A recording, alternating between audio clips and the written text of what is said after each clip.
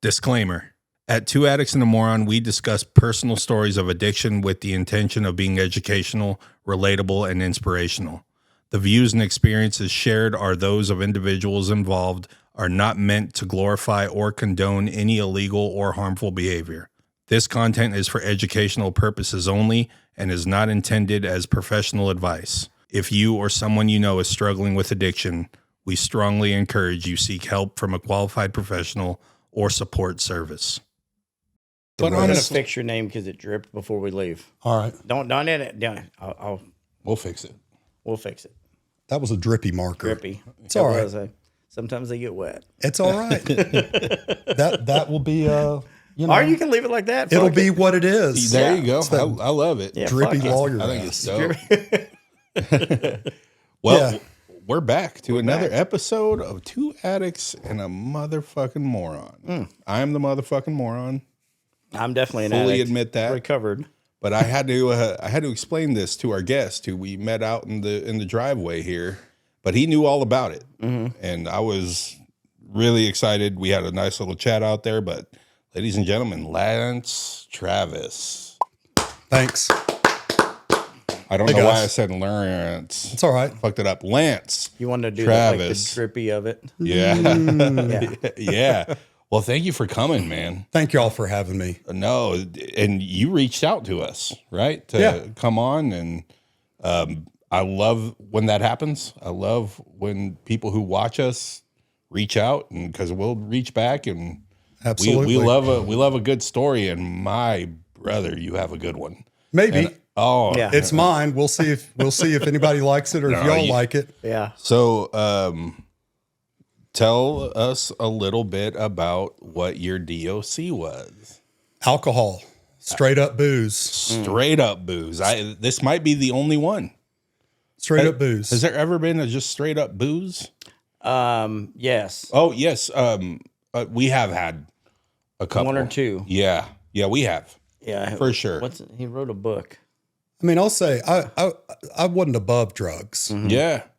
I mean, if you would give them to me, I'd try it. Yeah. Yeah. And I did try everyone that everyone gave to me. They didn't do it for me. Yeah. I don't know what to tell you. I feel pretty fortunate about that now, because if any of those things had taken off the way that the alcohol took off for me, I really can't imagine where it would have ended. It really feels like it would have ended in prison or death, because the alcohol you can get away with for a little bit longer because it's a little bit more legal.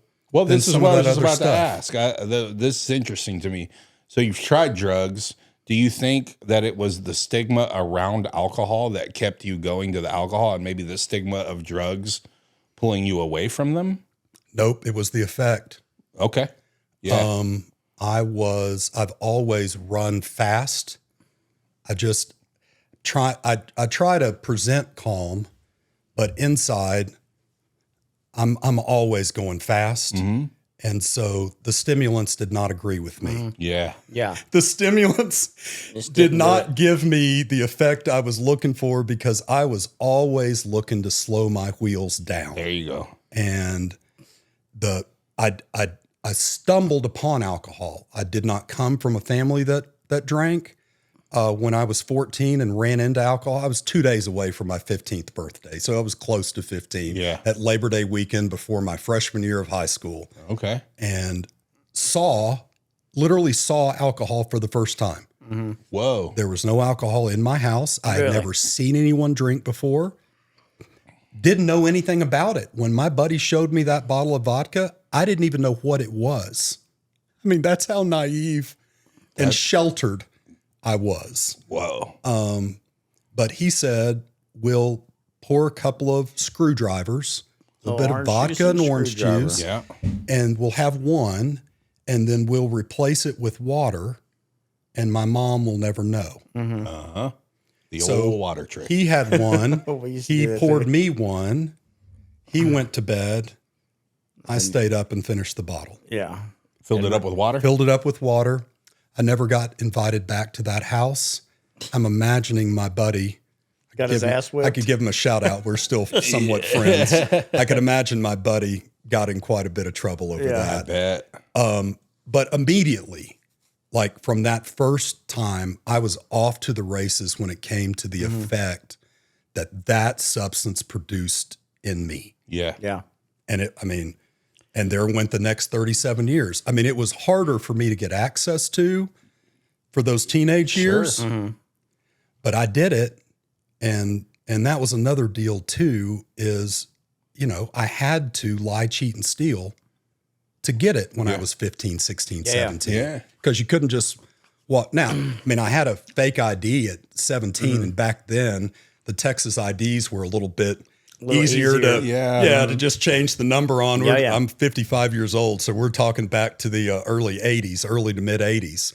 I remember sitting outside gas stations with like 20 bucks. Absolutely. And asking somebody, hey, will you get me us a case and we'll buy you a case too? Right. And that was like when I was 14, 15.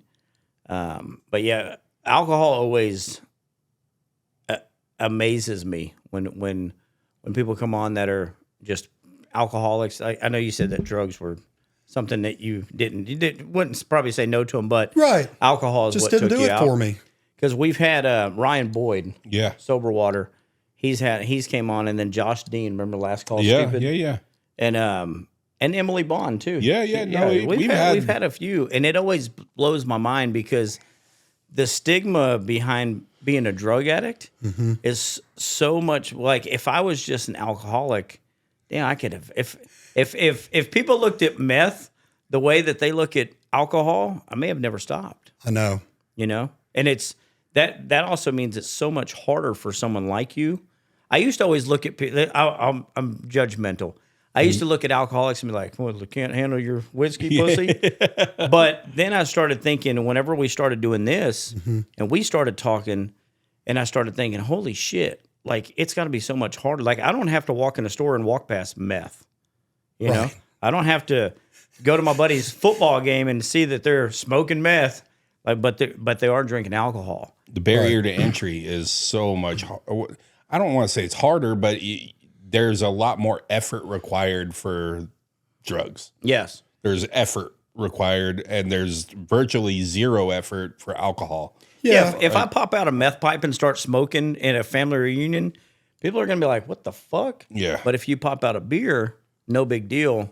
And in most places, until the very end, and the very end for me lasted like 10 to 15 years. Yeah. But until the end of the run, in most places, nobody's given me trouble over my problem. Yeah. There were some people that knew in my 20s and 30s that this was a problem, but nobody really, there wasn't as much discussion of alcoholism and addiction in general in the 90s and early 2000s. Oh, yeah. Well, maybe crack, maybe that, but nobody really talked about alcohol as a fatal progressive disease in open public like they do now. Well, they're probably one of the biggest sponsors of any sports out there. Everything. They're still to this day. Like literally to this sponsor of day. everything. I'm a runner. Drink responsibly. Yeah, I'm a runner. They Love sponsor that part. every marathon. Yeah. I'll run the Dallas Marathon in about a month. Yeah, and the number one sponsor is Troy Aikman's Beer Company. Yeah. Right? It's athletes sponsoring beer and tequila and whatever. So Well, it's Peyton Manning. Conor McGregor's whiskey. Yeah, well, he sold it. Well, still, still fucking. He still drinks it a lot. That dude is out of his fucking mind. By the way, which is you, fine. Which is fine. The statistics show that maybe 80 to 90% of people that drink alcohol are not going to drink it alcoholically and have the issues that I have. Yeah. That's why it's available on every street corner. For the people that it's working for, it's working. Yeah. It is a poison. It is a toxin. Yeah, you're poisoning yourself. That's what gives you the buzz. It's changing your brain chemistry. And in excess, for somebody like me, it is absolutely deadly, and it's only a matter of time. And I just am a little bit more stubborn and a little bit stronger stock than some others. And so that run for me was three decades plus. Yeah. Okay. So 3 decades plus in the fight. Yep. When did you recognize? Well, first of all, I didn't ask you this. How long have you been sober, man? Coming 2/22/22 is my sobriety date. Nice. So Let's in a go. couple of months, we'll have 4 years. Hell yeah. Yeah. Let's go, dude. We got to give you a round of applause for that. I don't know that means anything. Do you still go but pick up it's chips? Oh, absolutely. Dave? Fuck yeah. we need dude. we need to come see you pick up your chip. We You let us know, absolutely we'll show up. I pick up at the Magdalene House birthday night that we have. Even though I didn't get sober there, I volunteer there Yeah. a bunch every week, and so I pick up my annual chips with the guys that I'm helping sponsor that are picking up their 30-day chips and their 60-day chips and stuff. Beautiful Yeah. thing, Give them man. a little inspiration and hope of what several years might look like. Yeah. So back to the question before that was, when did you recognize that you had a problem? Like, I know you're admitting that it was 14 when you kind of got off to the races. but Yeah, when did you kind of recognize? early 20s, Okay. 23, 24, When you were going through college? college and grad school. Yeah. In between, probably between senior year of college and first year of grad school. I'd always been a straight A student. I mean, my school came easy to me. Yeah. When I was in school in the 70s and 80s, there were three kinds of people in school: jocks, nerds, and stoners. Yeah. And I was unequivocally a nerd. No, yeah. Never played sports. Parents are professional musicians. That's what I was supposed to be. Cool. Classical musicians, not on tour with the Grateful Dead. Yeah. They had advanced degrees. You know, we ran in kind of that world, and I did very well in school. But then in the last of my college and first of grad school, I started to struggle in school as a direct result of my alcoholism. I would think because you're going to law school, Correct. right? Yep. I mean, it's not like you're going for underwater basket weaving. No, No it offense. was- I don't know what y'all take when y'all go for that, but law school's got to be a little bit. It was demanding. Yeah. Alcohol use was high. Alcohol use was high as Yeah. a stress reliever. Yeah. I can see Where'd that. you It go to was school? accepted Baylor undergrad and Baylor let's go. law. So spent 7 years Baylor Bears. in Waco. And we And it was worked. something that they're known for. Sure. Is law school. Yeah. We worked hard. And then We played a hard. lot of people played hard. I played harder Yeah. and I couldn't stop. Yeah. And it started getting in the way of school. And I started trying to quit. And I started this spreadsheet routine where I would try to limit the number of drinks, like really counting the drinks daily or weekly Yeah. to make sure that I was staying within the lines.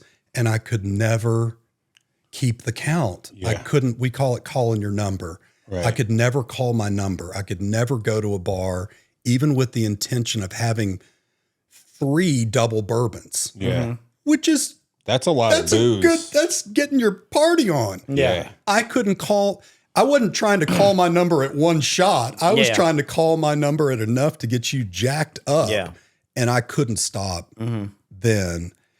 And that's looking back in hindsight. I didn't see any of this at the time because I Sure. was too drunk. Yeah.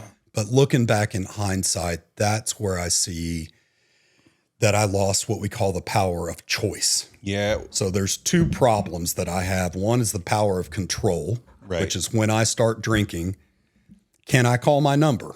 Right. The other is the power of choice. When I want to put it down, when it is causing havoc in my life, and I say, this is directly related to that liquid. Yeah. Why don't I put that liquid over here? I can't do it. Yeah. And when our program teaches me that once you've lost the power of control and the power of choice, you're not going to get it back. You need a program of sobriety from then, Yeah. or it is going to progress, Yeah. and we'll see what happens. And I didn't know anything about the program of sobriety. So for the next 30 years, I just went through the progression. Yeah. You just kind of white knuckled it. We were. Yeah, I fought a lot. I went through a series daily, weekly, monthly of fight really hard, give up, fight really hard, give up. We can get to this part, but for the last 15 years in secret and in isolation as much as possible. Because about 15 years before I got sober, I got busted by my wife. I mean, she knew what was going on, but it got to the point of intolerable for her. Our kids were little toddlers, and she was a stay-at-home mom, and I was a workaholic. Yeah. Working 12 hours a day to try to grow my business and, you know, the demands of all that stuff. And then I would just come home at night and disappear by myself and drink myself into a stupor every night. And so a little while into that, I don't remember exactly, but weeks or months, not years, she let it go for a little while. Yeah. And then came to me and said, this is not going to work for me and the kids. This doesn't work. You have got to do something about this. And it was kind of cool because she caught me in a place where I wanted to do something about it. That's important. I was miserable. Yes. So I went to a doctor who said, you're a high functioning alcoholic. Yeah, no shit. And I was like, Fucking, that's a badge of honor, baby. that's what I wore. I said, what does Right. that mean? And she said, your life is amazing, but you drink too much. And so here's what we're going to do. We're going to put you on some medication to control your cravings, and we're going to teach you how to moderate so you can keep your life together. And I said, what about quitting? Like, what about abstinence? She said, we don't need to talk about that yet because you're not having consequences. Oh, no. You're still married. You're running a very successful business. You got dozens of employees. People look up to you. You got it going on, man. You just drink too much. So the first step is you're having problems controlling your cravings. When you start drinking, you can't stop. She basically told you didn't have a problem. Yeah, not one that she couldn't solve, that medical science couldn't solve. And what she described to me is what's known in the medical literature as alcohol use disorder, Okay. which is drinking too much plus consequences. That's how a lot of medical doctors define this. I didn't learn for 15 years what alcoholism was. Yeah. And that's a different deal, which has nothing to do with consequences. It only has to do with those two things I mentioned earlier, which is control and choice. Because of what she said, I decided, by the way, I went on her program for a little while and it didn't work. Yeah, I was gonna say, like, if someone told me that, I'd be like, well, I don't have that big of a problem then. Yeah, well, just Right? she made me it. She sounded to me like it was solvable, Yeah. like she had seen this before. And you know what? Most of the people that walk into her office are probably just hard drinkers. Yeah. Statistically, Yeah. probably most of them are not end-stage alcoholics. I did tell her the truth. I didn't hide it from her. And I think she gave me the first line of defense that might actually work for most people. But it didn't work for me. Right. And the weird thing was my response to that, which was not, let me go find a different kind of help. Second Reassess, opinion. Right. Maybe check out a support recovery group or whatever. Nope. My response was, oh my God, this is horrible. Nobody can ever know ever again. Yeah. I'm going secret, deep undercover. And so from that day forward, I really created a double life with hiding the booze. That's what I was about to ask. Did you tell me Hiding you the hid him money. in the fucking water bottles? Everywhere. Everywhere that my wife, who was the only one who really knew how bad it was, Yeah. I thought she can't see that I have fallen back off the rails to the point where she told me to go get help. Right. And so what I'm going to do is I'm going to get my daily dose of medicine, not around her, Right.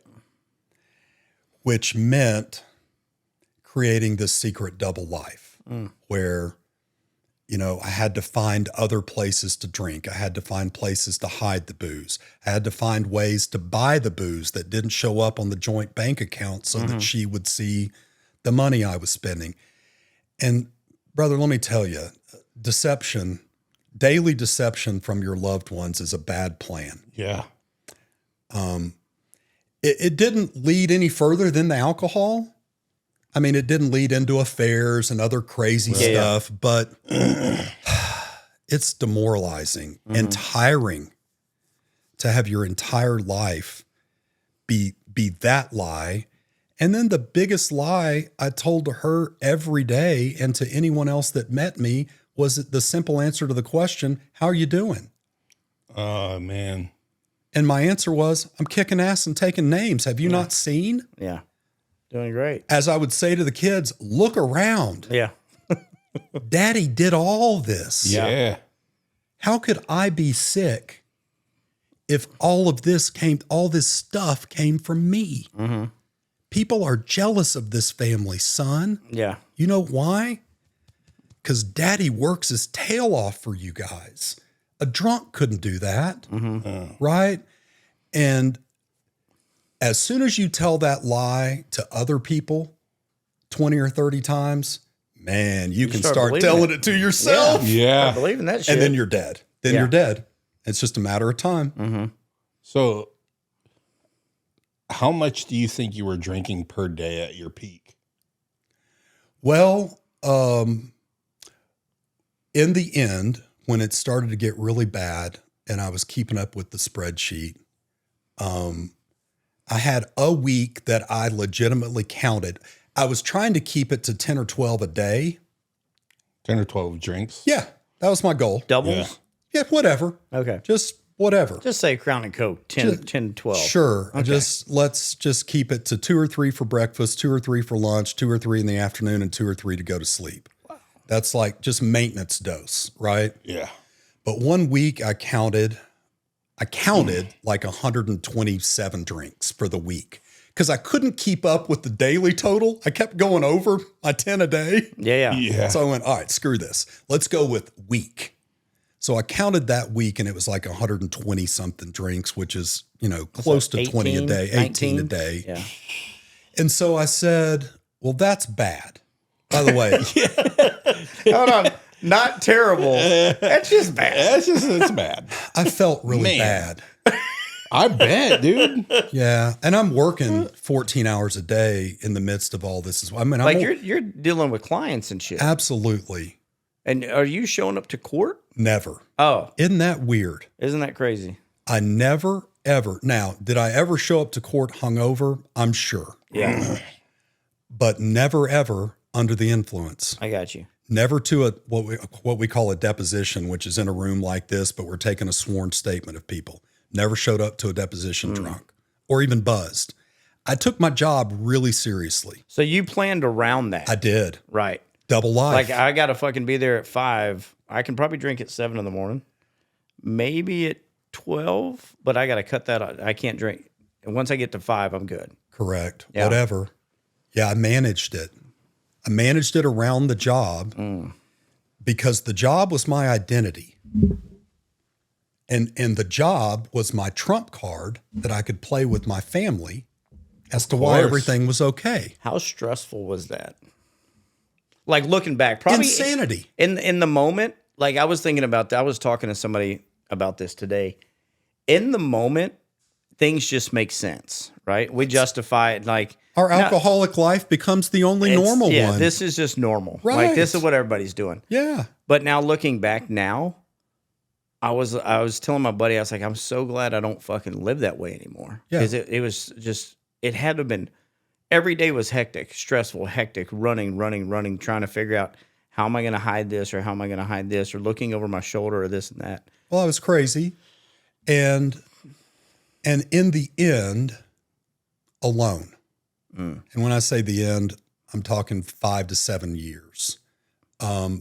She never left, but she did quit trying to change me.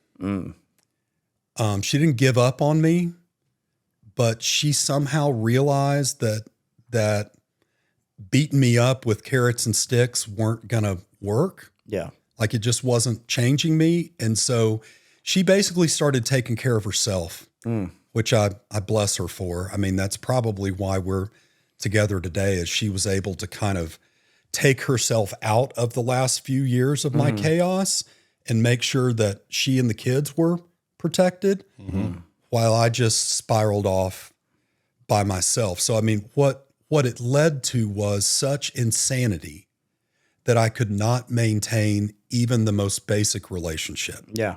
No friends. I mean, I have a different phone now, but I wish I could go back and look at my phone and confirm this. I promise you, I did not get a text or an email from a friend for years. Not one. Wow. I was alone. I had run everybody off because the maintenance of that double life requires you to be such a fake, arrogant jerk to keep up the illusion to everybody else that you're okay. Oh, yeah. You have to overcompensate, and it's gross. Right. Nobody wants to be around it. And by the last 5 years, 7 years, whatever it was, nobody was around it. Right. They just went, dude, have fun. Yeah. My business partners basically said, have fun. My family basically said, I don't know what to do with you. And that didn't make it better. The isolation and the loneliness. If we want to go back to my teenage years, that's what I started using the alcohol to solve, was the loneliness that I felt as a high school nerd. Making straight A's in high school wasn't cool. Yeah, that's not cool. It did not get me the hottest girl Yeah. at all. Yeah.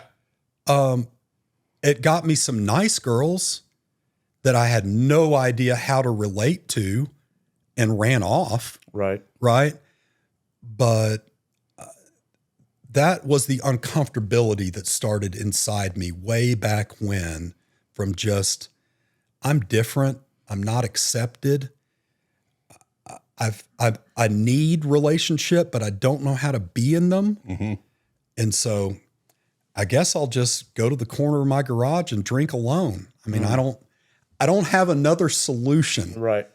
to the BS that's going on inside of my gut. This is wild. Yeah. So I think it's really important to say, you were like, we don't have to talk about it, but I think it's very important that people know how big of a success you are. You are a lawyer, Right. and Own my own firm. I think a decently respected lawyer. Been doing it 30 years. I've been doing the same thing. You know, I work for big, highly respected clients on big cases. I've always been good at my job. I know that sounds weird to say. Even at the height of my addiction, I cared a lot about my job and doing a good job and the public perception of me. I'm a perfectionist. I'm a type A. I'm a spreadsheet guy. I've got some brain cells to rub together. So Yeah. I could manage to compartmentalize those things. But the shame right. of not wanting people to know that someone that looked like they had it together was so broken and so out of answers. I couldn't come clean with anybody Yeah. because I was supposed to be the man. And that's what I always wanted to be. Like, I started chasing that from when I was 10 years old. I wanted respect. That's the term I would have told you that I wanted. Yeah. I determined that respect came from power and money. Yeah. Right. At some point, I quit chasing respect and I started chasing power and money, thinking if I get enough power and money, I'll get the respect. Right. Guess what? It didn't work out that way. It didn't work out. There's no amount of power and money that you can amass that will get you the respect that your soul desires. Right.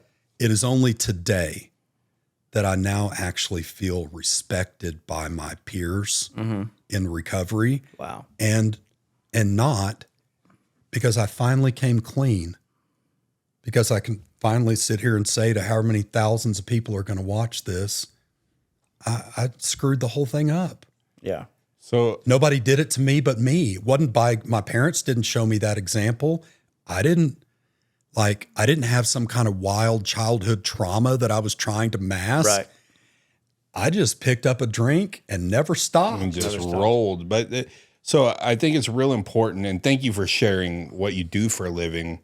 But I always say I don't think there's a whole lot of difference between the guy under the bridge and the guy in that white picket house. You know, I think that you going Not in through- my disease. Well, right. You going through what you were going through and him going through what he's going through.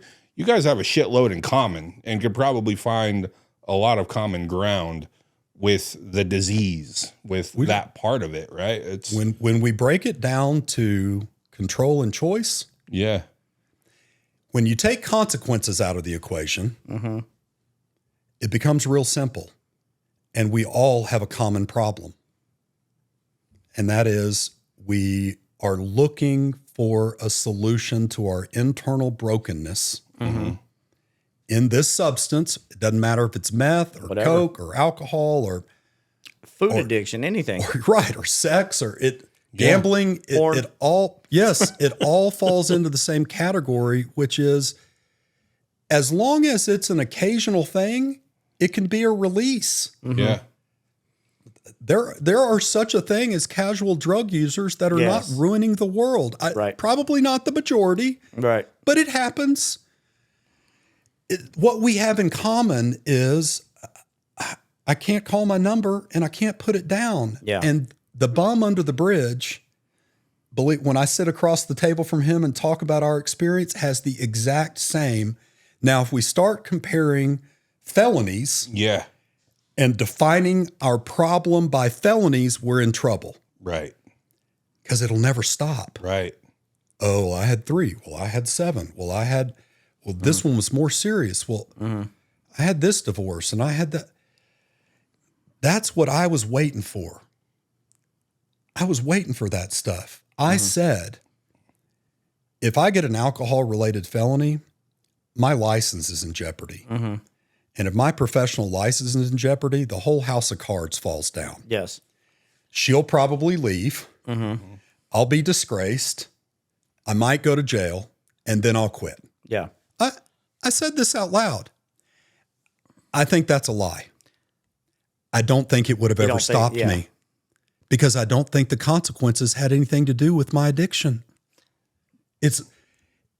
We like to overlay that, and society likes to overlay that on the addict because it's real easy pickings Right. to say, oh, you haven't hit rock bottom. Your consequences haven't been low enough yet. Man, if you're a slave to a substance, you don't have to go to jail. You're living in hell. Yeah. I don't care what substance it is. No, well said. If your every That's actually thought really well said. is about getting a hold of that substance, Yes. and then for most of us, hiding it from others, Sure. which is most of the energy Yeah. is spent hiding it. And then the shame of it. I mean, man, how can you look really? How can you have a healthy relationship? Yeah. I don't know. I tried, Yeah. and I thought until the end that I could whoop it. When I finally heard several other people, and I got very fortunate that my sponsor is a very successful professional man, who, like me, looked well from the outside, but was in the same crap inside. He was the second story I heard. The second ever alcoholic I heard tell their story was the guy that became my sponsor. And I just heard him and me. And he said, it's not about my consequences. This is an internal disease. This is a disease of my soul. Now, it started with my mind and my body, Yeah. but it crept into my But it soul. took over your soul. And man, when I heard that, I thought, I can get behind this. Like, I finally don't have to listen to somebody telling jail stories that I don't have. and using that as a justification to say, have you seen my 401k? Mm-hmm. There ain't no end stage drunk that has a 401k that looks like mine. In fact, there are, Yeah. Yeah. Yeah. but it's not spoken of. Yeah. Yeah. And look, Yeah. I can help and have helped the homeless guy under the bridge. Yeah. But I will say, if I have a little niche in the recovery space, it's been my ability to relate to those other professional guys Of course. that find themselves in the same place that I've been, that go, oh, brother, well, I know exactly what you're talking about when it comes to the shame and the stigma and the double life. Yeah. well, the guy under the bridge is wearing it on his outside, Right. right? Right. You guys aren't. That's what I mean. Is you Yeah, guys we're are hiding it. That's what I'm saying. Is like because of that, I would almost say that there's fewer known of what you were. Absolutely. But they're definitely there. They're, I see them. they're I can pick them you out. can You can smell see him. them? You can see him now being sober, right? Yeah. Yeah. And it's not the smell of the bourbon No. That's or not the what I mean. bloodshot eyes. It's the loneliness and the pain. Yeah. I know this sounds hokey and weird, but I can see into their soul because I see myself in them, and I see the facade. I see the imposter syndrome. Yeah. Yeah. I see the links that they're going to cover up because I invented that stuff. Yeah. Yeah. Yeah. I'll also say I learned from some mentors that were also playing the cover up game. Sure. By the way, they're dead. Yeah. They died in their 50s and 60s when I was in my 30s. They pickled themselves. Mm-hmm. They were the leaders of the community. They were badasses. They are who I looked up to. But yet, as I approached the age at which they died, it never occurred to me that I was on the same path. Yeah. I was still saying, yeah, that happened to them, but it won't happen, Won't happen to me. Huge out of control ego, Yeah. which is also a hallmark of this disease, Yes.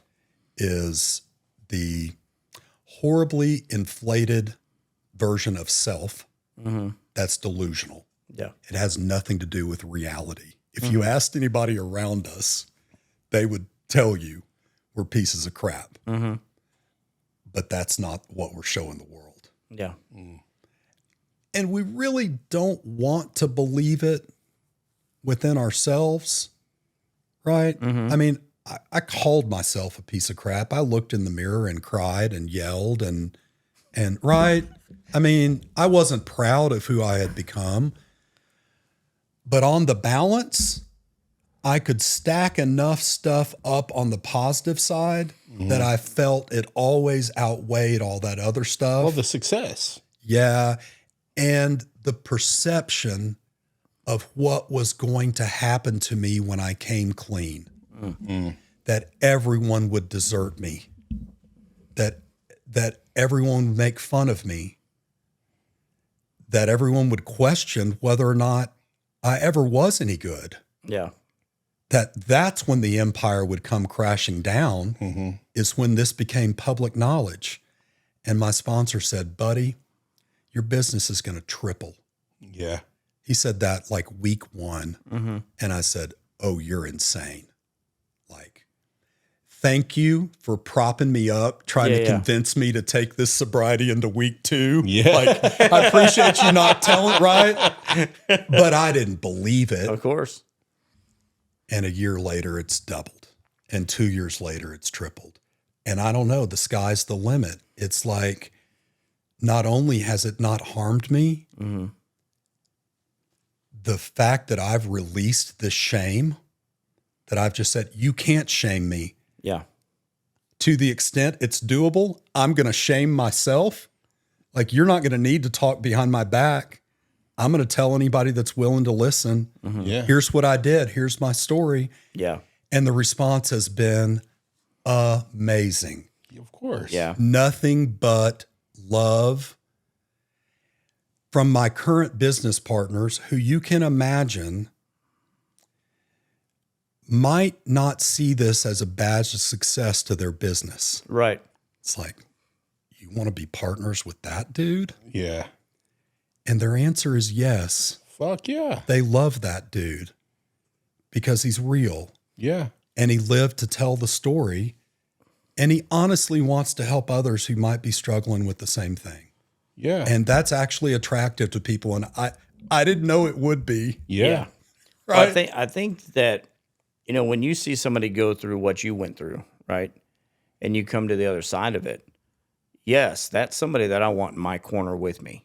Like if we're going to go in a foxhole, I want this motherfucker right here. Yeah. I don't want someone that just took the perfect left turn and they didn't ever have to go through adversity or this or that, and they just made it because I want the motherfucker that went through everything. That's who I want in my foxhole. Yeah. If we're in a war. So yes, you're somebody that I would absolutely want on my side. You know, do you remember, I remember the first meeting I ever went to when they were talking about these promises. Yes, sir. Right? Mm-hmm. And I was so hopeless sitting in there that when they were talking about how your life is about to change, like your business is going to triple, right? When they were telling me that my life was about to get so much better, I was thinking, you motherfucker, y'all are still doing drugs right now. Correct. Because there's no way that I'm going to go from using every single day and coping with what I'm feeling inside to now I can't use that to deal with my feelings. Now I have to be a regular person. It's going to be even more miserable than what it was whenever I was using. And it's always amazes me of how much wrong that was. Right. Because as I started getting 30 days and 60 days and 90 days, and I started getting things back and getting people's love back and trust back and friendships back and family back, I was like, holy shit, like all those people in the beginning that I thought were full of shit that were lying, they weren't lying. Yeah. They actually, this program actually does work. I did not believe the promises. Mm-hmm. I did not believe the program was going to work for me. Yeah.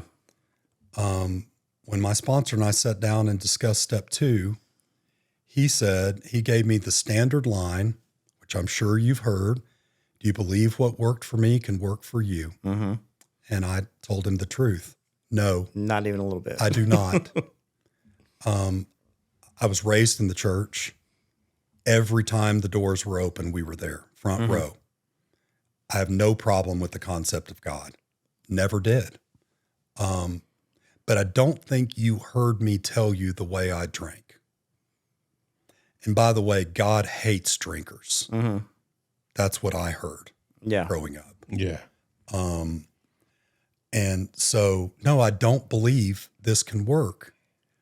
But I just love this moment. He said, do you hope it can? Mm. And I said, well, yeah, I hope it can, because I don't have anything else.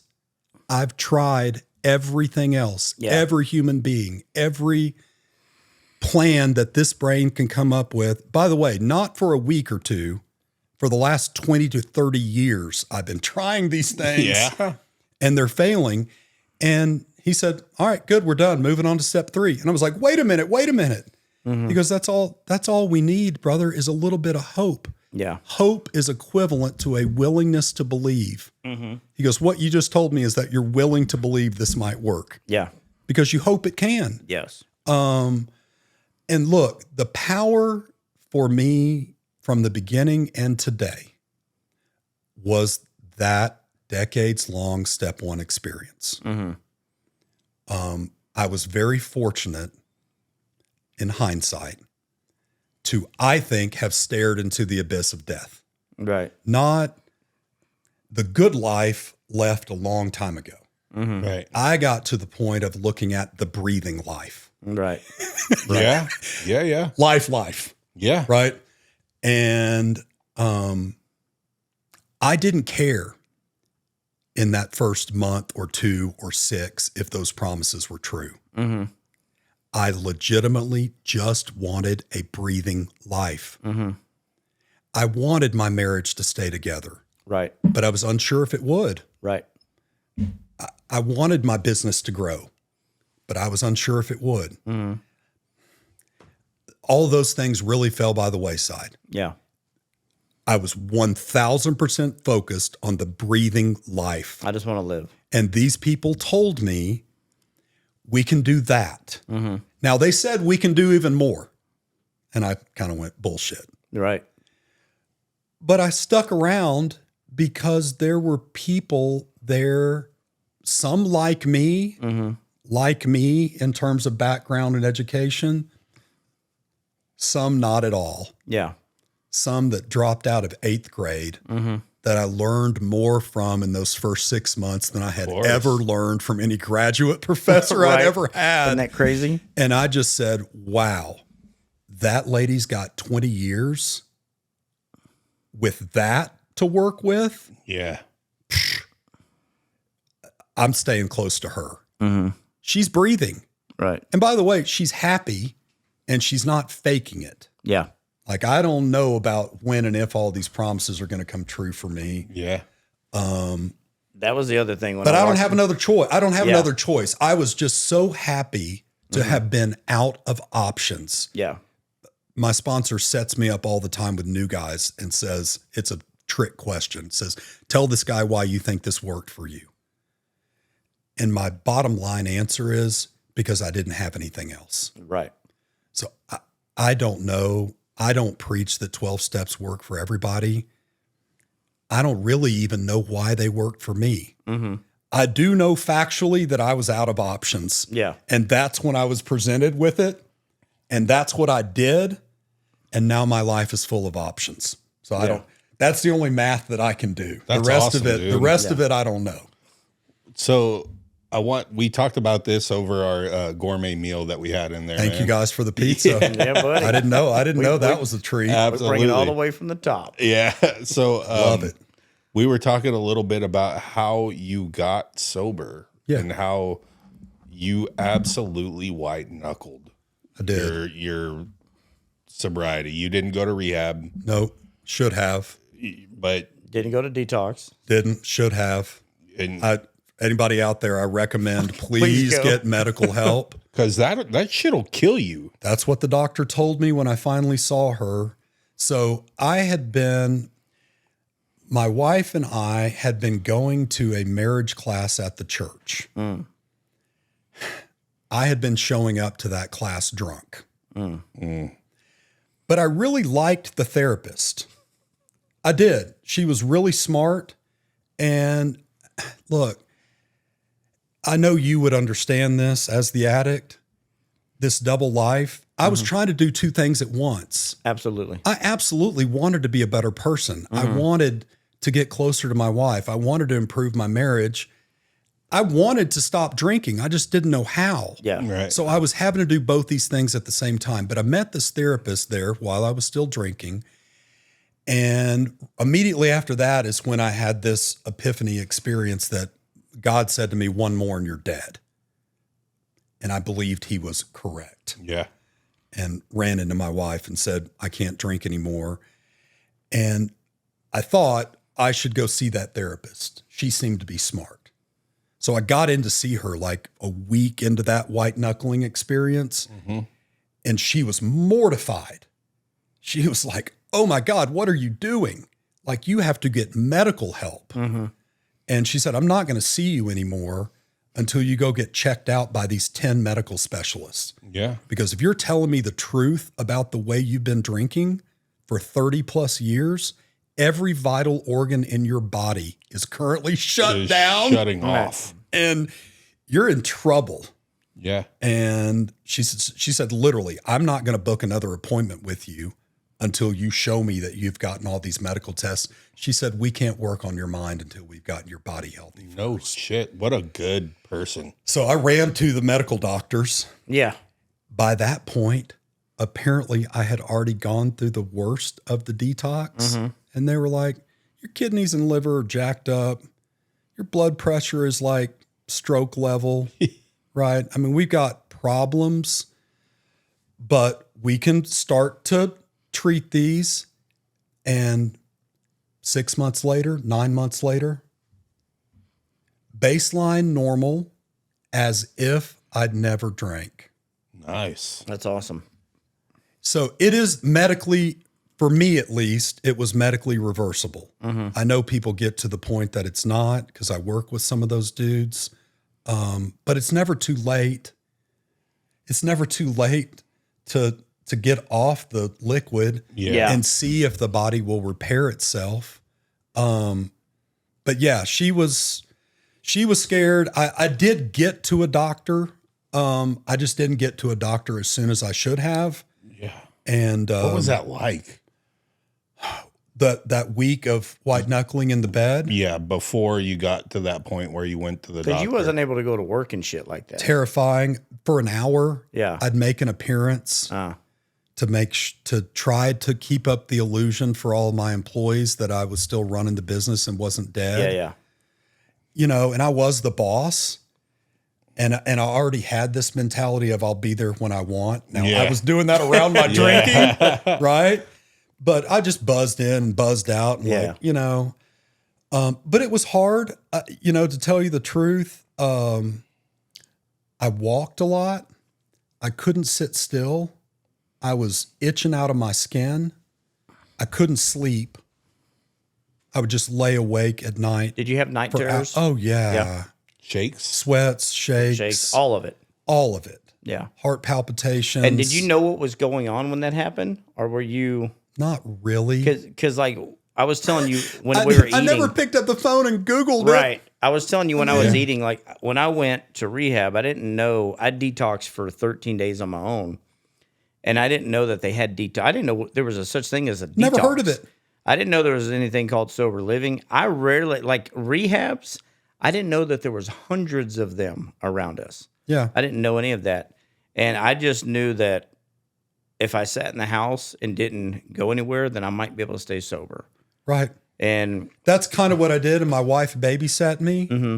And I also had a little bit of hope, just a little bit, because that morning after the end, so to speak, when I thought I heard the voice of God say one more and you're dead. Mm-hmm. And it was clear to me. Again, people hear this and they're like, were you just having visions? And maybe. Maybe. But it was clear to me. I believe And I believe in that stuff. Yeah, I know what I heard. Yeah. Like it's my story, and I get my story. Yeah. That's the cool thing about my experience. You mine. can't argue with it. It's Yeah. mine. Yep. But that morning, I laid in the bed with my wife beside me, and she was stroking my head like a little baby, telling me everything was going to be okay. And I was just sobbing. And I just kept repeating over and over again, I can't and I won't. Mm-hmm. She was like, what?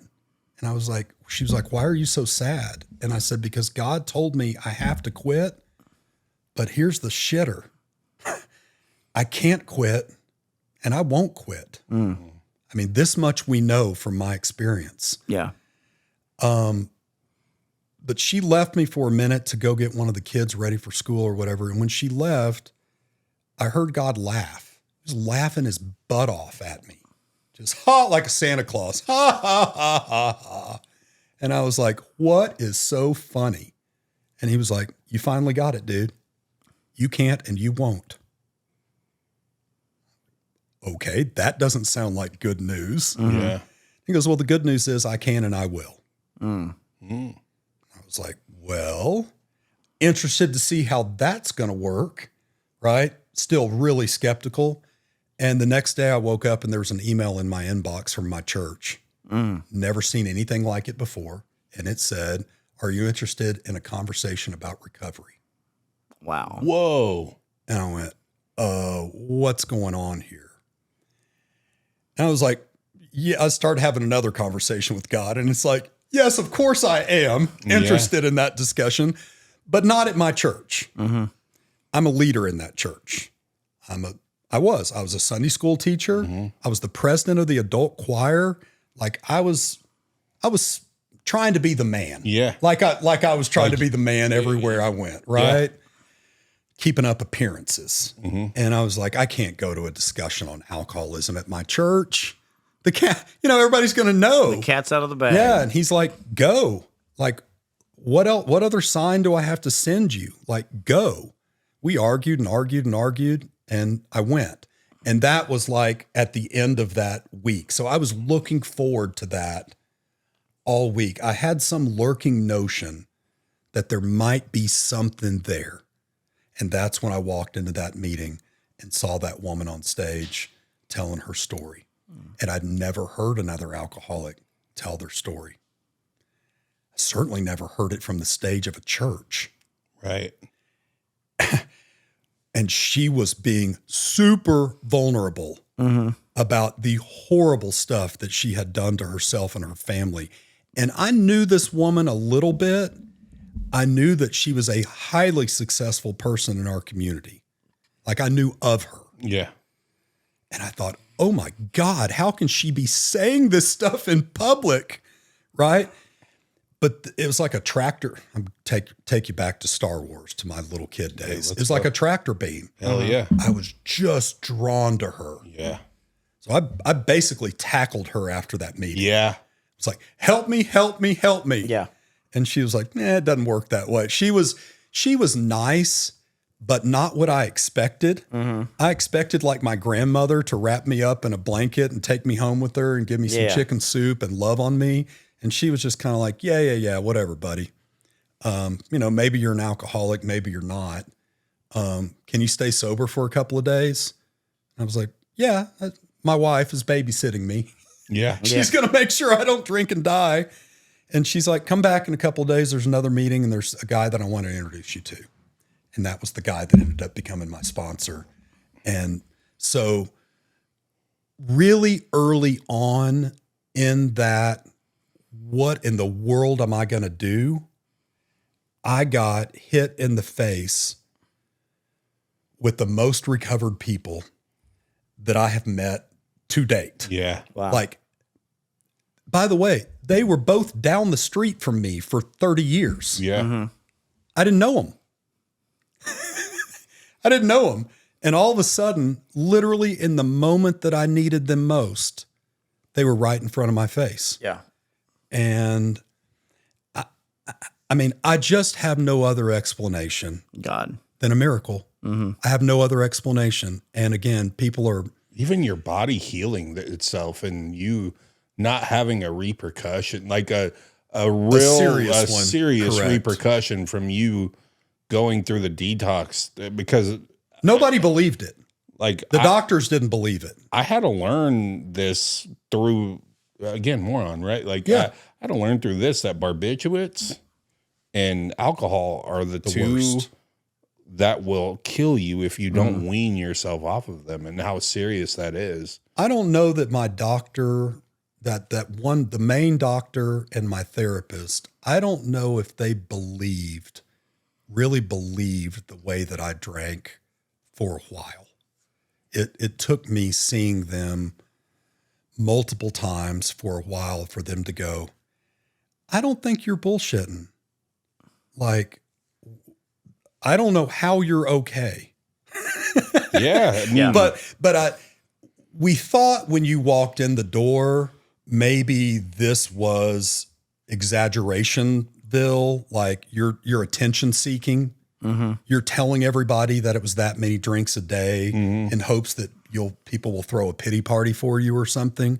It took weeks. Because there's probably people that do that. Probably. Yeah. No judging. No judging. Whatever. If that's what gets them help, Perfect. Do it. I got several things I need to work on still, and one of them is judgment. Me too. I came in really judgy of others, not so much of myself, Yeah, of course not. Of course not. but really judgy of others. Why would I judge myself? But I'm getting over that. Yeah. Because I've just seen how wrong that is and how I don't really know what the plans are. Yeah. And going back to my sponsor and our first step work, when we started talking about step 3, he said, if your life has been a ship, who has been the captain of your ship for the last 51 years? Yeah. I said, me. Right. yeah. He said, who's had hold of that wheel? I said, me. Not only have I had a hold of it, like You can't get near it. That's my wheel. And he said, good. Here's the concept of step 3. Yeah, let let it go go. of it. Hands off the wheel. And I said, the smart ass that I am, well, if I'm not holding the wheel, who is? And he said, we don't know, but anybody's better than you. Yeah. That's true. And that simplistic truth, right? I couldn't argue with that. Yeah. He's like, what happens when you have the wheel? How's that going? Yeah. He's like, you're literally sitting in front of me, shaking, crying, stuff coming out of both ends, right? It's like, you're not in good shape, brother. Yeah. How's that been going? It's like, it's bad. Yeah. So I've tried to remember since then that concept of it's not my wheel. Yeah. Yeah.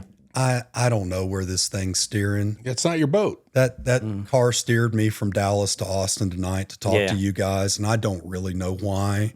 I don't know how I found y'all, where I found y'all, why I thought this would be a good idea, why y'all thought it would be a good idea. Dude. But this is just the way I live my life now.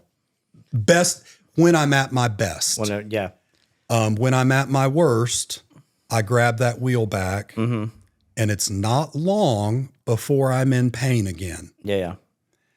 And the cool thing about being substance free is it doesn't take long for that pain to get my attention. Yeah. I don't have any other medicine for the pain anymore. Oh, sure you do. Right. I think you do. It just, now it's. Yeah, it's not a liquid and a substance. It's not a liquid and Well, right. The medicine now is when I get to that pain is to go, the reason you're in it is probably because you're white knuckling that wheel again. Right. Remember what you did before to get out of the pain. Now let it go. Talk to somebody. Yeah. Talk to somebody. And then take your hands off the wheel and see what happens. I'm glad you mentioned the thing about judgmental. 'Cause I'm very judgmental. So We all judgmental. are. We all. Yeah, we all are. Just you get away with it. You get away with it in the sense that you don't have to turn to a liquid or a substance to numb yourself from the pain of it. I do sometimes. I do. I'm not. But it's temporary. Yes, Right. it is. But Right. Doesn't ruin your to say life. that every time that I'm going to a drink, it's because I'm happy and this is how it's supposed to be. That, to say that, I would be a liar. But No, it works for that. If you can use alcohol for that, yeah. rock on, man. We I tell all wish tell we everybody, could. you have to Like, find I'm not your, anti-alcohol. Yeah. I'm just anti-alcohol for me. Yeah. I know what Yeah. it does to me. Right. If it's working for you, I'm never going to tell you to stop. Yeah. We talked about that in the kitchen, how some people want to tell you, you got to do it this way or do it this Right. way. I always say you have to find your own sober. And Absolutely. whatever you're sober, if that means that you can drink here and there, but there's people out there that can smoke weed and not ruin Correct. their life. Smoke away if that Right. makes you feel better. I know that I can't touch meth Correct. because my life will go to shit very quickly. I heard y'all answering the question about kratom. Can you use kratom and be sober? Yeah, I personally can't. I can't. And I personally, in fact, I have turned down sponsoring people that said they wanted to continue to smoke weed through not drinking. Yeah, I can find them a sponsor that does that yeah, because I know people that are working that program who tell me that it's working for them. yeah. And who am I to say that it's not? Right, 100%. I don't think that program will work for me. I tell the guys this all the time. Did I really have my last bender? I don't know. Do I have another run in me? If y'all got a beer in that fridge, could I have one and be okay? I really don't know, Yeah, but I don't think so. yeah. And I don't want to find out. Right. I Yeah. just don't want to run the risk of finding out. But this idea that I'm certain Yeah. that I know this and I know that, Yeah. and I know that people that are using weed as part of their sobriety are wrong, I don't know squat. Yeah, My program tells me I know very little. I know very little. I know very little. Yeah. That's a phrase that my wife started going to Al-Anon a year in to my sobriety. I wanted her to go sooner because I got so on fire with this 12-step program that I thought it could make a difference in her life. She needs to do it too. Yeah, not for purely selfish reasons. Yeah, I yeah. actually just thought she could find some freedom in it. We say that all the time. We think that everybody, even if you're not everybody can go through It says this this 12 has its benefits for all. It is. Yeah. Everybody can go through the 12 steps and uncover some things Right. that will make you a better person. Right. I definitely believe that. But she found Al-Anon a year in, and so she knows all the lines from the book that I know. Yeah.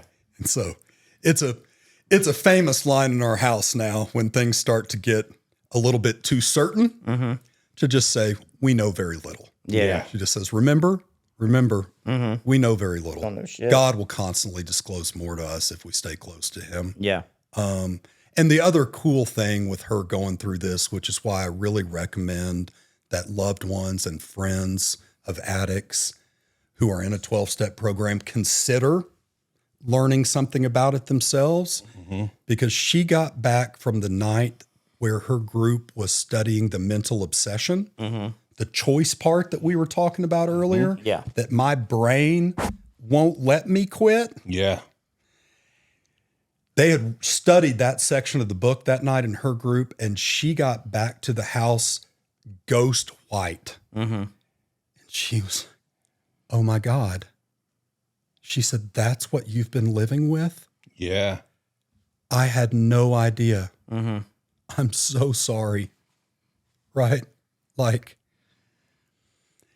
she didn't judge herself for how she had tried to help me in the past. She was just doing the best she could. Right. With But what, when with what she knew. heard, what did she do in the past? No. What I'm saying Oh. is she knew she did the best that she could Yes. with what she knew Yes. to do. Which you know? is all anybody knew, Yeah. which was to basically try to shake you and wake you up. To just say, honey, Yeah. this isn't you. And my response to that at the time was so gross and so sick. By the way, well thought out, scripted, Oh, yeah. planned. I had a 3-point plan that I've trotted out all the time. You can only imagine where it started. Check the bank account. Oh, yeah. I think it's full. You know who did that? Yeah. Daddy. And then my second two. I mean, I can't believe now that I said this. I said, I don't beat you and the kids. Oh, that's gross, dude. I didn't. Yeah. I never Yeah. did. Never raised a hand That's a to gross her thing and the to kids. say. Right? Because that's a bare minimum, like, for, like, the... If that's what we're stacking it up against. It's like, I trotted that out as my reason I didn't need to quit. And I Yeah. said, and I don't cheat on you. Yeah. yeah, those are all just bare minimum And the requirements. reasons that I trotted that out is a good percentage of the marriages on our block were breaking up. Yeah. As our kids were in elementary school and middle school, these college sweethearts that had met and had kids Oh, yeah. together, Oh, yeah. all of our friends were starting to get divorced.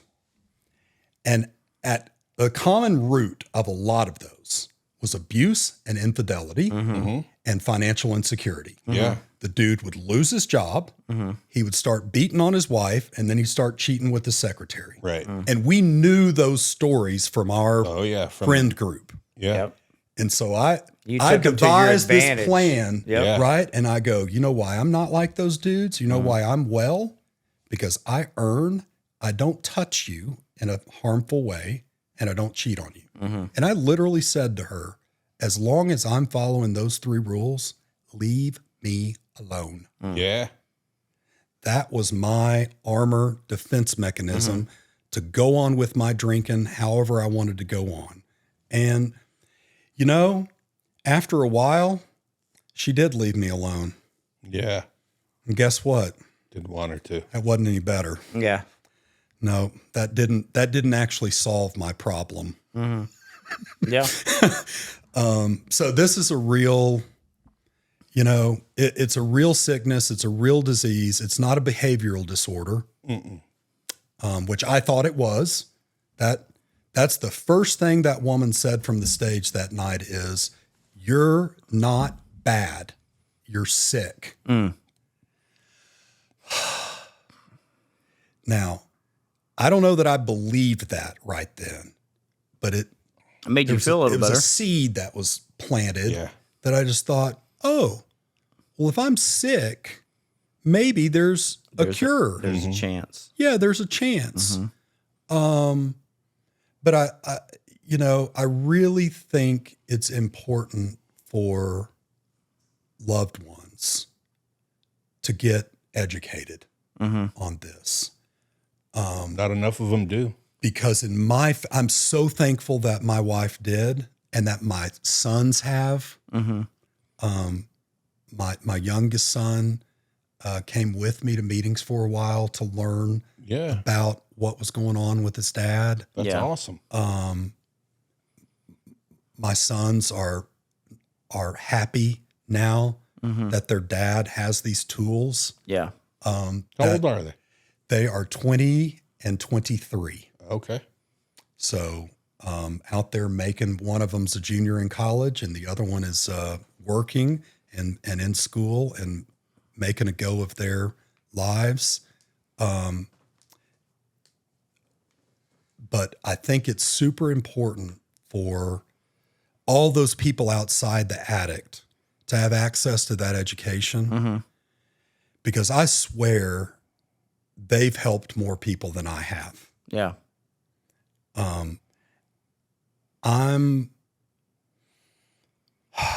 really happy. That's the best word I can come up with now. I'm really happy about the number of people that have come to me in the same hopeless moment that I came to those people with, that are walking around today, 1, 2, 3 years later, with their lives restored and some hope. I didn't do anything, but I was just there in the moment to tell them my experience. That gives me a lot of joy.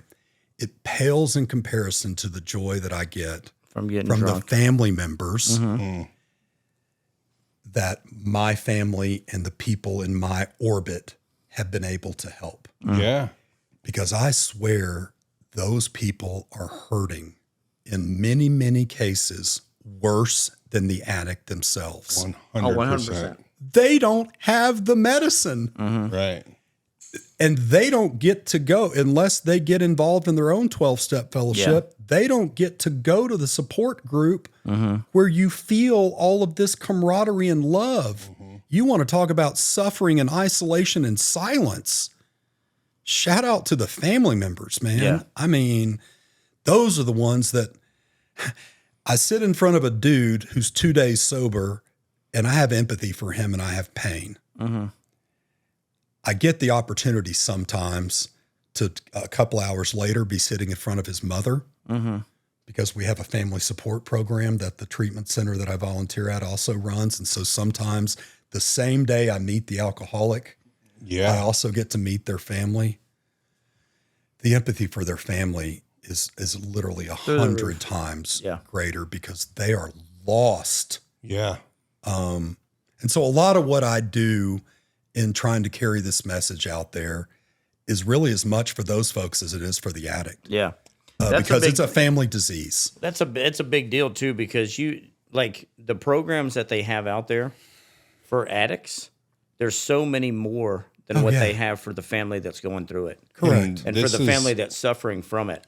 And maybe this is why you and us are connected, maybe because of this is why we built that.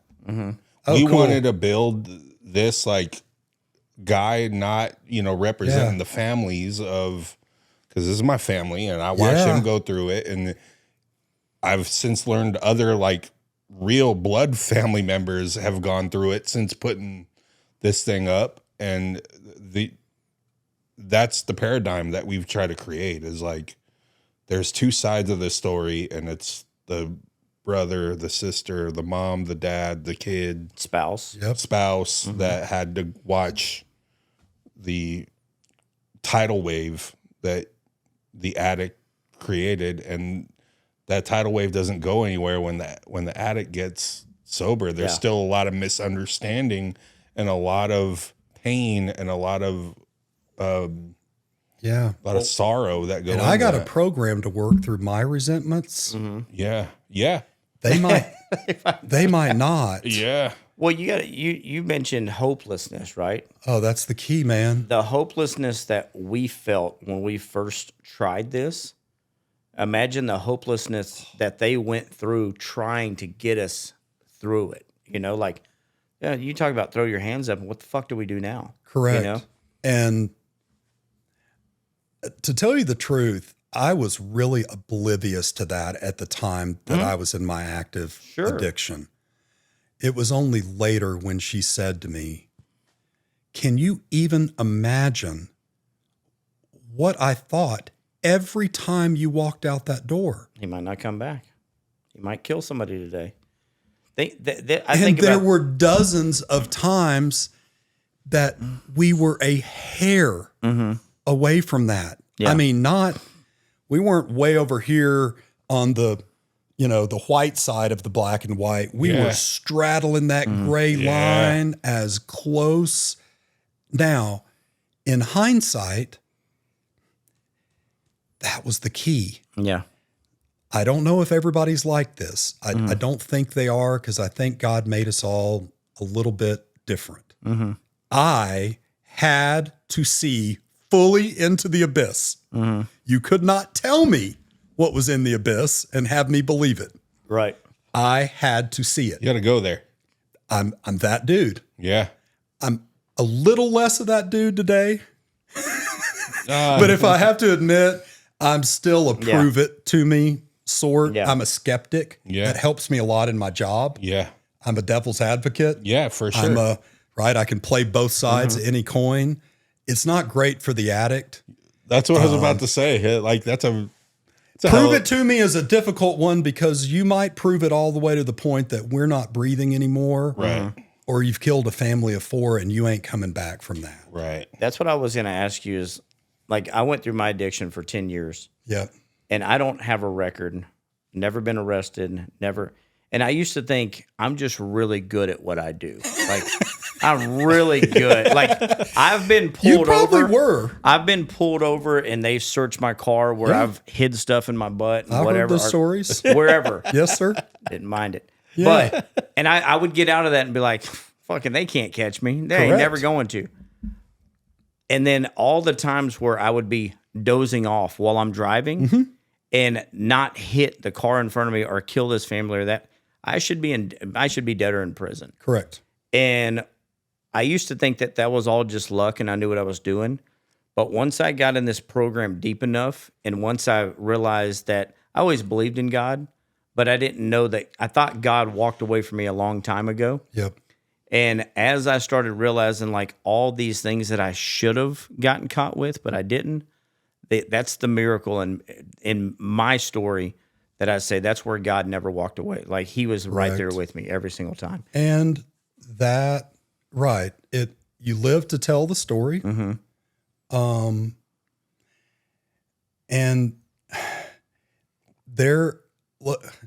you got a guy sitting across from you that lived the exact same story.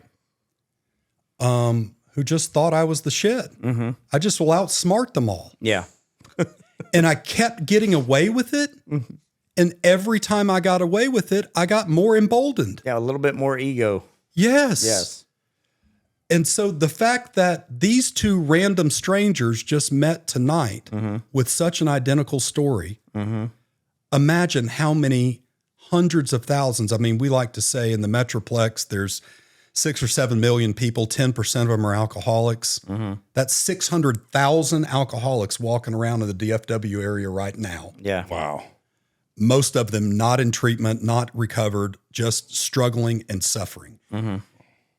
There's a good percentage of that 600,000 that has the exact same story that you and I just 100%. told. And that's why that story becomes our greatest asset. I know that you're not telling me that to brag. No. And you know that I'm not telling you that 100%. to say that I actually am so smart, I got away with it. I was not smart. And this idea that God saved me from all those things for this purpose, I think that's egotistical of me to say. I don't like to pronounce that I know God's purpose. Right. That I hear people say that, and I understand them, and I'm not judging anybody that feels that way. They could be right. For me to say that, I feel like is crossing a line into God territory. So I just like to say those are the facts. Yeah. I don't know what the causation of that is. I just can tell you that's what happened to me. I'm going to tell you the truth of what happened to me and hope that someday I might run into somebody that's exactly what happened to them. And they go, dude, because you told me that, I believe you. Because you were so open about what you said. I believe you. Yes. It's just what my sponsor said to me. After he told his story, he said, do you believe me when I told you the way I drank? I go, yeah. Like, dude, who else would say that in public? Right. Right. And he goes, do you believe me when I told you I'm free? Free of that word. Yeah. Free of the liquid. And I go, well, duh. Again, what's in it for you to come down here for fun and tell me you're free when you're not? I mean, that would be a psychopath. Yeah. Right? That's just coming down to the treatment center to tell dudes he's free when he's And then actually out walking out drinking and in the getting car. fucked I up. mean, that would be ridiculous. Yeah. So it's like, yeah, the power of the program to me in the beginning was not God. Yeah. The power was another recovered man standing in front of me, telling my story to me in such an authentic way. I couldn't possibly argue with it. It's like he's telling your story. He's the Pied Piper. And from then on, he's the Pied Piper. And that's helpful because he then says, I'll help you if you follow my instructions, Yes. which best of my knowledge and best of my ability are going to come from this book. It's not my instructions. I'm going to be a guide to you through this program that has worked for millions of other people, and we'll see if it works for you. And so I'm going to need you to forget your ideas and start to listen to my ideas. Let go of that wheel a little bit or all the way. You've told me you believe me. You've told me you want what I have. You don't think you're going to get it the way that I got it, but you do want it. So from now on, when I suggest something to you, you should take that suggestion. You know, it only takes 2 weeks for him to say, Sunday night, you're going to be down at the Salvation Army helping dudes that just got out from under the bridge. And for me to go, no, I don't think so. I mean, I just go, no. Right? I mean, we're 3 weeks into my recovery, starting to make amends. We're living in 10, 11, and 12. We're, you know, and he's like, he knows me. He knows my type. So he didn't let me read ahead. He didn't let me work ahead. He hid the end from me. I didn't know the end was helping others. Yeah. It's the biggest part. I didn't know it. Yeah. Yeah. He didn't tell me that's where we were going. So we get to all the way to the end, and I'm doing better. My life is I'm feeling better. Life is I'm starting to actually see A little bit of light. something on the end of the horizon. And he goes, so here's what's next. You go down on the front lines, on the front of the front lines. Not some namby-pamby Malibu treatment center. Yeah. You're going down to the front of the front lines and you're going to start helping other drunks. And I said, no. And he said, that's cool. Find a different sponsor. I go, don't want to do that because I want to follow you. He's like, yeah, I thought that's what you said. So how about we'll see you at 7:00 at the Salvation Army? And sure enough, we did. Yeah. For the next year until we moved on to a different treatment center. But that's the power of us having that story in common. Yes. Is that when I'm the new guy, lost, that common story makes me want to follow you. Yes. And then when you tell me to do something uncomfortable that I need to do for the good of my own recovery, I'm more likely to do it. Yeah. Yeah. because I'm already bought in. I'm already bought into you, Yeah. right? I tried for that year at the Salvation Army. It was mostly drug addicts. Just be honest. The place I work now is people whose primary problem is alcoholism. Yeah. You can have some drugs, but part of the price of admission is your number one DOC needs to be alcohol, because we understand that alcoholics working with other alcoholics is the synergy we need versus the. Sure. I tried to sponsor like 20 drug addicts, right? Guys were asking, I mean, I was down there to help them. I'm just working with what's in front of me. They asked me to help them. They're crack, meth, heroin, combinations of all the above. And I'm like, I'm willing. Yeah, man, let's start working the steps. It didn't go well. For them or me, it was a disservice to everybody Yeah. because we don't have enough in common.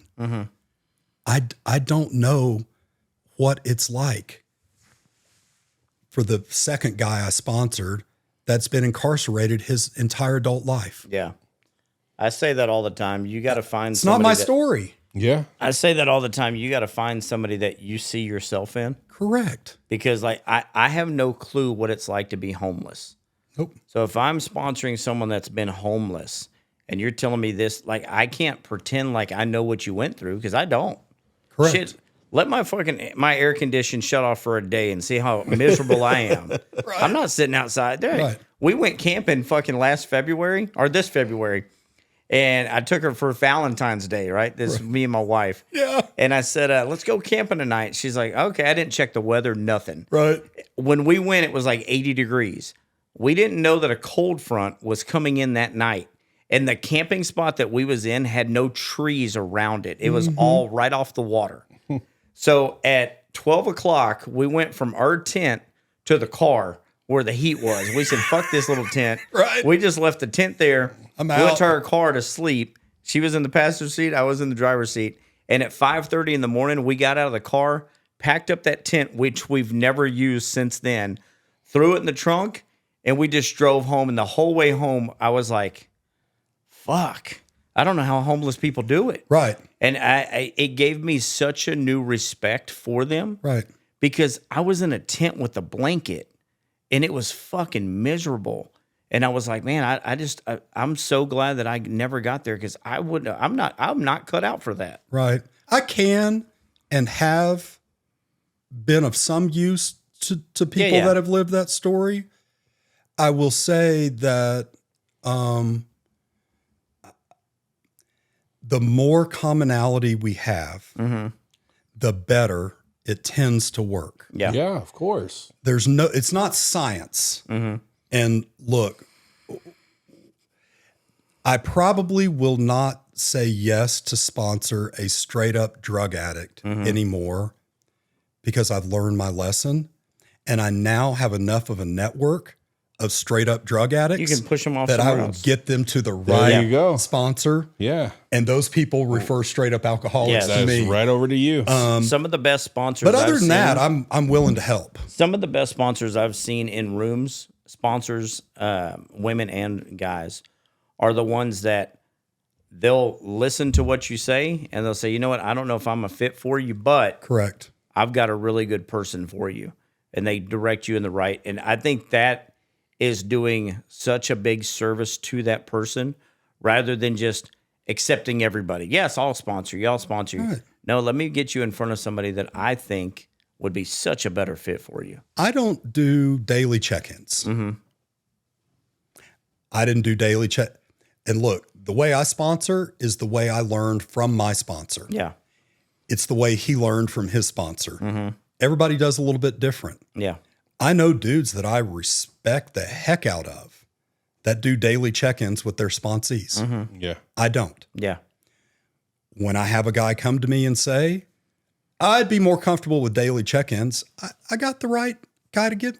Right. I don't need to tell him to mold himself to me, and I certainly don't have to mold myself to him. And as we were talking about earlier, I'm not going to tell him or anybody else that they're doing it wrong. Right. I'm so happy that nobody came to me in those early days and told me that I was doing it wrong. Mm-hmm. When I came to them and gave them hours-long diatribes about how I was figuring out the miracles and I had intellectualized this whole thing and they listened patiently. Yeah. And they moved on. Yeah. And when they did say something, they were like, that's an interesting exercise you're going through. Right? Instead of this pounding me over the head and going, dude, you are so full of it. Like, stop thinking about those things. You're thinking about this all wrong. They didn't. Yeah. They just let my little warped brain do what my little warped brain was going to do. And ultimately, it worked itself. Yeah, let it work itself out. You're not going to tell. You guys talk all the time about how resourceful alcoholics and addicts are. 100%. Yeah. Our book talks about that we are amazing people outside of the substance. Yes. The most amazing. The fact that we lived through that, right, would prove that. It also proves we're generally not the kind of people that you're going to tell the answer to. Yeah. Yeah. Generally. If you can get us slightly pointed in the right direction, hopefully we'll run into that answer on our own accord. Right. That's what my sponsor basically tried to do with me, is kind of like those wind-up toys that had just run into the wall, and he would just turn me around and point me, not telling me where I was going to end up, how fast to go, what I was going to run over in the way. It's just like, we're pointed towards the wall now. Let's point you back in the right direction and let you figure it out on your own. And that's the way I try to work with guys. I don't know that I try not to have any right answers or wrong answers. I've learned from this last almost 4 years of experience that everybody's got a different journey. The end is the end. Yeah. Yeah. I tell the guys every week, I don't want it to sound flippant. I don't want it to sound dismissive, but this is a free will program. I'm not ever going to keep you from drinking and using. The door is open. For the alcoholic, the door to the 7-Eleven is always open. So if you're looking to live in a bubble, or if you're looking for me to control your sobriety, we're already screwed. We're fucked. Yeah. So this is an open program. And if you want to go out and try it again, free will, if you live through it, we'll be here. Yeah. Yeah. And that's the key to me is I haven't tried it because I don't think I'll live through it. Yeah. But I'm not going to try to convince you whether you will or you won't. Yeah. Only you know. I didn't know that's what this was all about. Right. I thought this was more of a school type program where the professor teaches the student and tells them the answer. That's what I thought before. And I found out it's just super open-ended. Yeah. And It's open to interpretation. you are responsible for your own recovery. Yeah. And if you want to do it on your own, try it. It might work. If you find it doesn't work and you want to try something new, come back and we'll talk and we'll try something new. I mean, no pressure. Yeah. I didn't think it was going to be like that at all. I thought they were going to lock me in a closet and indoctrinate me into the cult. Yeah. That's not our brand of recovery. Yeah. That's not and if that had been what I'd been presented with, I would have gone running. And I don't think I'd be here. Yeah. Because I was at the end. Yeah. Well, thanks for coming, dude. Thanks for having me. Dude, Yes. this was great. That was a fun conversation. Dude, I really respect what you guys are doing, and keep it up. Appreciate that. Keep it up, because this is it's super important to normalize this Yes. and destigmatize this. And, you know, I think what you guys are trying to do is exactly what we should all be trying to do. And that's simply educate and inspire. Yeah. If we don't have the basic education, we don't even know what our problem is. We're more Where are we trying gonna to go from inspire there? than educate, I think. I think you're doing a lot of education. I think so too, but we don't claim to be doctors or No. I think our shit. I think our stories, like your story, there's gonna be somebody out there that is in a very professional life, more than one person That's covering it up. that's hiding it, Absolutely. and then they can see someone like you that was also ashamed to come out and say, "Fuck, I can't tell people I'm an alcoholic. What are y'all talking about? My whole business is gonna collapse." They can see you in it and say, "Oh shit, I might be safe. I might be able to do this." I mean, I see an example. I'm not making any promises about what's going to happen to Right. anybody when they come out of the closet, but I but- see an example of a guy that did it. but you're a little hope too. Yeah. And I didn't do it because I'm cool. Yeah. I didn't do it because I'm smart. I did it because I didn't think I had another breath to breathe. right. That's not simple, man. Like I mean, you had to give up.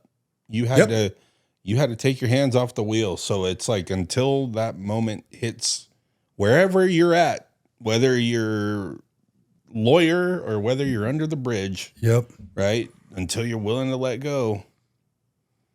Yeah. Talk to somebody about it. Yeah. There's a lot of power. Haven't you seen? There's a lot of power in just the words coming out of your mouth. Yeah, it helps to get some feedback and write a 4-step and all that sort of stuff.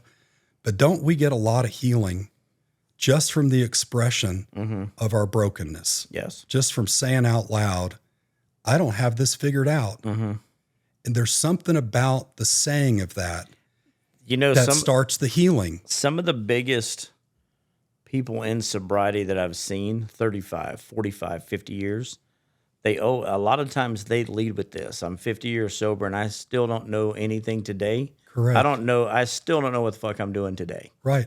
I just know that I'm going to stay sober today. Yep. And like that humility of saying like, I still don't know what the fuck I'm doing. I just know what worked for me and it might work for you. That's all I know to do. And I hope that's helpful. Yeah. It was for me. I'm sure there's a lot of people who want more certainty than that, Sure. but I think that's empty. Because if I try to sell you that, I can't follow through. And then when I can't follow through, you're going to see me as a fraud. Right. And then the whole thing is screwed. So I've got to tell you the truth from the beginning. I also Right. like Right. what I like Or we're what de- your or we're dead. sponsor. Yeah. I like what your sponsor told you as far as like who was holding the wheel this whole Yeah, time. man. Me. And how is your life right now? Fucking terrible. Well, how about you let someone else hold the wheel? Yeah. You know, because the guy that used to do this with us, Jay Klein. Yeah. He used to say, he said that whenever he got sober this time, the guy told him, look, if you try my way for a year and your life is not 1,000% better, then go back to where you were. And he's like, man, he said, that was so easy because I can always go back. Yeah. If it was so great, you can always go back. But then he said, once I started getting 30 days and 60 days and I started seeing these changes and these miracles, it's like, why the fuck would I want to go back there? Right. Like that was the most miserable time I've ever, and you can probably agree with that. Like, My guy said, give me a month. yeah, give me a, Give me a month. if you don't like it, we'll completely refund your fucking, Nothing. your nothing. You're Yeah, nothing yeah. down payment. But he's like, we can get through these. He said, it took you 37 years to get to this bottom. He said, we can have you with some measure of freedom in less than a month. I said, no way. Yeah. He said, well, I'll be here. I'll be here whenever you're willing to do the work. Like, here's the way we're going to do a 4-step. Call me when it's done and I'll be here and we'll move on. Called him 2 hours later. I was done. Yeah. I was desperate. Right. And so he made sure that everything he told me was the truth. in terms of I was not going to disprove. He Yeah. wasn't going to oversell it, and I wasn't going to disprove I'm gonna it Google and be the able shit to. out of you. Yeah, I wasn't going to be able to call him a fraud or a fake. Yeah. And man, it doesn't take very long to where by the way, that's the first guy in my life in 37 years that hasn't been a fraud or a fake, because all I attracted was frauds and fakes, because that's what I was. Yeah. Right. We get what we are. Right. 100%. And so I thought he was probably a fraud and a fake. I'm skeptical. I'm trying to bust him, but I can't bust him Yeah. because everything he's saying is coming true. Yeah, it's an amazing, miraculous deal, and you guys just keep fighting the good fight. You as well, brother. I will. as well. I will do it. And look, you're welcome here anytime, man. Oh well, thanks. I'd love to come back anytime y'all want to chat more. Maybe 8 year. Maybe when we double this sobriety up, when y'all. It'd probably be pretty cool to talk to your going. wife. I was gonna say that. Well, maybe have them both on. too. Yeah. How about that? Oh boy, Ashley, Yeah. you hear that? We got calling plenty of you out. microphones on here. I think She is with a friend right now, watching some of the clips of y'all's previous shows. Yeah, so we might be in trouble. Yeah. But she's like, "Where are you going tonight?" And I started to describe it, and she's like, "It sounds cool, but what's the whole deal?" And I'm like, "Well, you'll get to see soon enough." She puts up with me going out to tell my story, and I don't tell her story from her side of it. I do tell my perspective of what I watched her go through, Right. because I think that can be helpful to other family members. I try to be very careful Yeah. in not telling you guys what she thought or what she felt, because I don't know, that's her story to tell. Yeah. It's power. It is a powerful story. So we'll see if we can get her back in the hot seat next. You guys would love to talk to her. I'll We tell you would this. love it. That would be awesome. We haven't had someone come on, to my knowledge, we haven't had a family member come on yet, even though we've wanted them to, that can actually say what their side of it is. Yeah. No, Because we had the husband of young lady. Yeah, I thought y'all had one. maybe. Yes, we did. You're right. I'll tell you a funny story real quick. We did. Me and my daughter were playing games in here last night. Yeah. And she was sitting there, and I was sitting there, and I said, she pulled the mic, and I said, she's always wanted to come on here. She's just way too young. So, and I asked her a couple of questions, like, Kellen, what was it like with your dad going through what he went through? And her answers were fucking incredible. Deep. Like Yeah. for a 10-year-old, deep. Yeah. And I was, after asking 4 questions, I was like, hey, all right, we're going to go ahead and play games now. We're getting away from, let me go ahead and pull the games out. We're going to play Trouble instead of this. But when you get old enough, we'll bring out. But even a So 10-year-old, powerful. when she was 6, some of the answers that she was saying was like, well, Dad, you never really fed me. You always let me eat candy because you weren't good enough to even cook. Like, you wasn't in a place like those little things, like I don't even remember, right? Right. And then like, well, you was always in the bathroom because you were saying that you were taking poo poo, Right. But now I know that you were in there doing drugs, Right. And you was staying there for 2 and 3 hours. You know, it was insane. But her answers, I was like, all right, we got to cut this off right now. Yeah. Well, and you could. I will bet you don't, because the way I've listened to you, I think you work a strong program. I relate a lot to where I hear your program grounded. You have solid anchors in the ground, Yeah. which I think keep you Grounded. from blowing in the wind of what yeah. I'm about to describe, which is those stories taking you back to such morbid reflection about how you harmed her that you almost want to use again. Yeah. Right. We're hopefully grounded enough that those stories are part of our recovery. Huge part. It, And I gotta love hear hearing them. that. I do. Because it reminds me of my step one experience. Yes. And the foundation of my recovery is that 3-hour poop. Yeah. Right. Yeah. Right? Right. That's the foundation, is Yeah. never getting too far from that to go, Yes. this is a bad analogy, but I can smell that. Yeah. Right. I know what I was wearing. I know what I looked like. Yeah. I can transport myself back to that moment and feel that pain.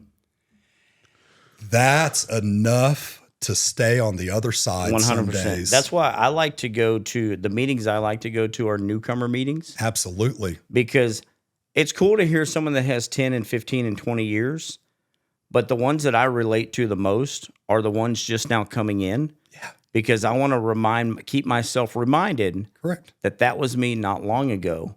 Yeah. And now I can talk to that person or share something with them that maybe would give them a little bit of hope that, man, I heard your story and I was there 4 years ago.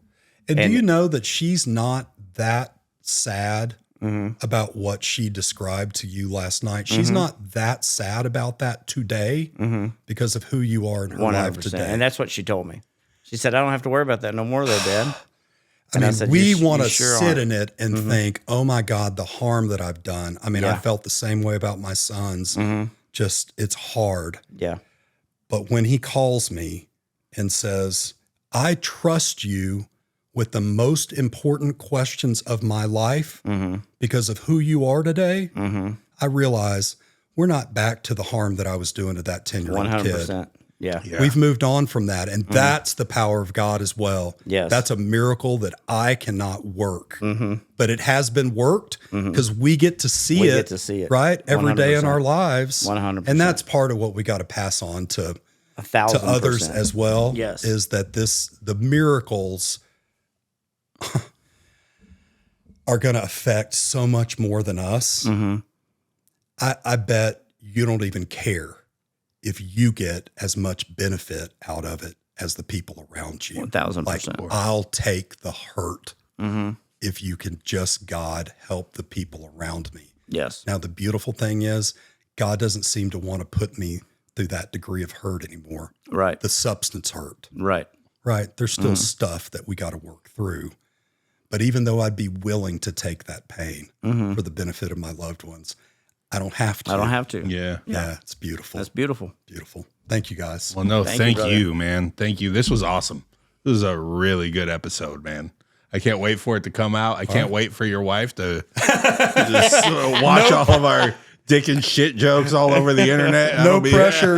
You might have to clean it up a little bit for her. She's not a prim and proper girl, but I don't know that she would appreciate as much locker room humor. As we definitely can taper it down for. We can definitely taper it down. We've had a couple of beauty queens on here, like legit beauty queens. Oh yeah, no, I saw. I absolutely saw that episode. And me and Mike amazing. the whole time were like, okay. Yeah, what's okay to say? Yeah, it's okay. We were like, we were pretty good. We always kind of get into it in the beginning, like the first 1 or 2 minutes when it's a female on. Yeah, we'll kind of throw like, are we going to be able to get away with this? Yeah. Gonna say, and then see what their reaction is, and then be like, all right, maybe we can't pull that one. Yeah. Well, this is by far the most unfiltered environment that I've been in. Yeah, I'll say that most of the other stuff I've done like this has not been in the not safe for work category. Yeah. Right. Yeah. But I like real and unfiltered. I think that's what makes it work. I was telling somebody the other day who this person was doing some public speaking, and there were some moments that were, not perfect, I'll say. Yeah. And somebody came up to me afterwards and said, "What'd you think about that?" I said, "I absolutely loved it because it was so real." Yeah. I don't like slick. Yeah. Scripted and all that. I like real. And I'll tell you one thing you guys got going for you is real. I love it. Well said, man. Yeah. Thank you so much. All Again, this was great. We're going to take some pictures. Great. And we'll get it out. But hey, look. Yes. How do people find you? Are you on like any of the social medias? Absolutely. I'm Lance Travis on Facebook. I don't hide from anybody. I'm Lance C. Travis 22222 on Instagram. Let's go. Okay, let's go. And my cell phone's number's out there for thousands of people already because I freely share it with everybody in the DFW recovery community. Sure. Okay. That might ever need any resources. So I'm not hard to find, and I'm happy to talk to anybody that wants to talk about recovery. And if I can help you, I'll try. And if I know somebody else that might be a better fit for you, I'll get you referred to that person. But Beautifully said. I don't, I know that I can't help everybody. I had a savior complex. I'm working on that. Yeah. I was going to say I don't have it anymore. My therapist and my wife might disagree with you. Yeah. But I do truly know that I can't help everybody. I don't have the time. I don't have the tools. But there were strangers there to help me when I was dead. Yeah. And I'm going to live my life as that stranger to the next guy. Oh, yeah. And just see what happens. I may regret it at some point. Almost 4 years in, I hadn't regretted a moment of it. Not a moment. And it's been the biggest joys of my life. Is the guy that texted me yesterday from the Salvation Army and said, I just wanted to tell you I got 3 years, brother. Nice. And, you know, it's like, I No can't- amount of drink could ever make you feel that good.